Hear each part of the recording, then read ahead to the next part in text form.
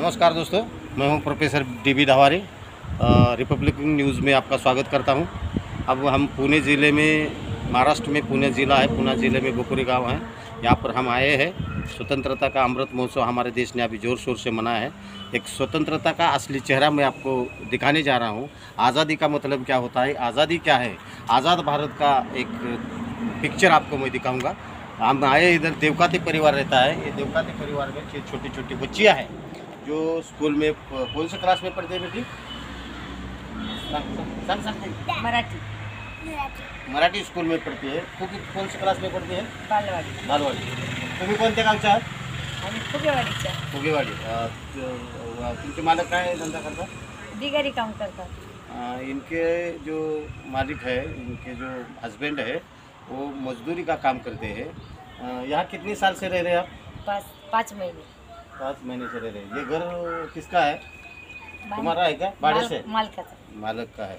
तो ये इनका जहाँ पे वो काम करते हैं, ग्रेनाइट का यहाँ छोटा सा दुकान है, वहाँ पे उनके हस्बैंड जो है काम करते हैं और उनका परिवार चलाते हैं। 2 छोटी छोटी बच्चियाँ हैं और इनका एडमिशन नहीं हुआ है। इनको जो रोज़गार मिलता है वो रोज़गार में से इनका खाना, कपड़ा, बच्चों की पढ़ाई और बच्चे का ये जो है पढ़ाई का खर्चा जो है, दवा का खर्चा जो है और इनका राशन पानी का जो खर्चा है, ये नहीं चला पाते।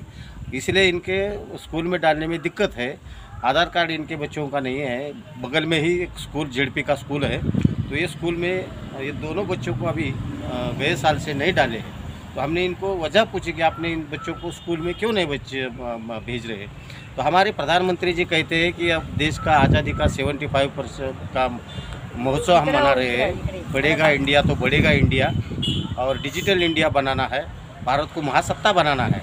हम देखते हैं, हम देश के, हमारे देश का चित्र है। ये जो छोटे छोटे बच्चे हैं जो भारत का भविष्य है, तो इन बच्चों को स्कूल में जाने की तक सुविधा यहाँ पर नहीं है। ये भेज नहीं सकते, इनकी गरीबी की वजह से, इनकी काम की वजह से इनको रोज़गार ठीक ढंग से नहीं मिलता है, इनके बच्चों की पढ़ाई ठीक ढंग से नहीं मिलती है, स्वास्थ्य की सुविधा यहाँ पर नहीं है। तो स्कूल में डालने के लिए मराठी कुटुंब जो है, मराठी कुटुंब को मराठी स्कूल में, हमारे संविधान का प्रावधान यह है कि 6 से 14 साल का जो बच्चा है, 6 उम्र का बच्चा से लेकर 14 साल की उम्र तक, हमारे भारत के संविधान में ये प्रावधान है कि इन बच्चों को गवर्नमेंट की ओर से मुफ्त में पढ़ाई देनी चाहिए। और सरकार जो डिजिटल इंडिया बनाने जा रही है, तो ये डिजिटल इंडिया का ये जो पिक्चर है, इसके बारे में हमारे सरकार के पास क्या प्रोविज़न है। अभी नई शिक्षा नीति आ रही है, वो नई शिक्षा नीति में जो शिक्षा दी जाएगी, तो ऐसे जो गरीब के बच्चे हैं, मजदूर के बच्चे हैं, मेहनत करने वालों के जो बच्चे हैं, इन बच्चों का पढ़ाई किस तरह से हमारे नए देश में, अभी हिंदू राष्ट्र की बहुत चर्चा हमारे देश में चल रही है कि हम हिंदू राष्ट्र बनाएंगे। तो हिंदू राष्ट्र में ये जो हिंदू बच्चे हैं, ये भी फॅमिली हिंदू आहे। तुम्ही या इकडे, तुमचं नाव सांगा, आपका नाम बताइए। चित्तरंजन देवकर. किती मुलं आहे तुम्हाला?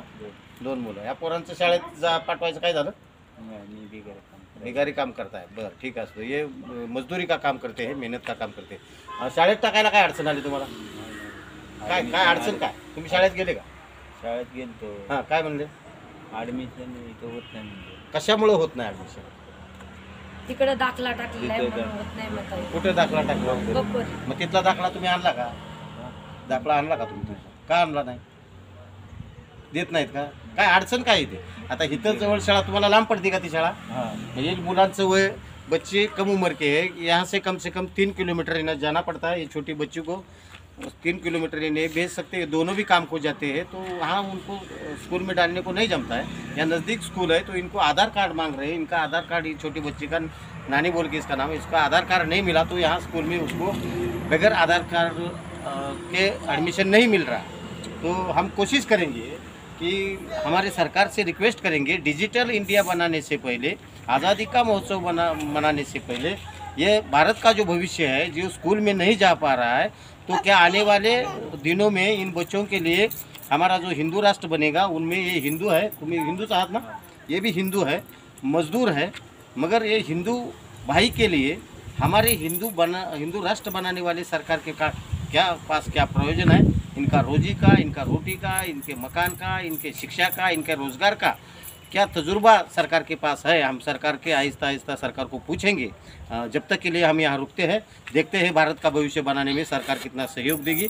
ये मैं वीडियो इसीलिए आपके पास भेज रहा हूँ ताकि जब डिजिटल इंडिया बनेगा, हिंदू राष्ट्र का इंडिया बनेगा, तो हमारे हिंदू राष्ट्र के बच्चों को शिक्षा का क्या तरीका सरकार के पास है, ये हम सरकार से ज़रूर आने वाले वक्त में पूछने वाले हैं। इतनी बात मैं यहाँ पे रखता हूँ और ख़त्म करता हूँ। इनका जो स्कूल का प्रॉब्लम है, उस स्कूल में जाके हम पूछेंगे कि इनका एडमिशन के लिए क्या प्रॉब्लम है।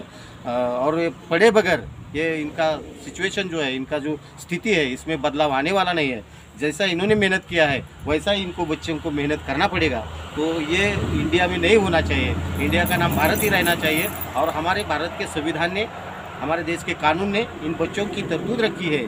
कुछ लोगों को ऐसा जो प्रावधान है हमारे संविधान में 6 से 14 साल की उम्र तक बच्चों को पढ़ाने का, ये प्रावधान उनको अच्छा नहीं लगता है। देश का संविधान अच्छा नहीं लगता है। वो संविधान बदलने जा रहे हैं। और पुराना जो जिस काल में एकलव्य को शिक्षा पढ़ने का अधिकार नहीं था, हमारे रामायण में शंभू को जब ज्ञान ग्रहण करने का अधिकार नहीं था, ऐसा राष्ट्र बनाने पर हमारे देश के कुछ लोग तुले हुए हैं।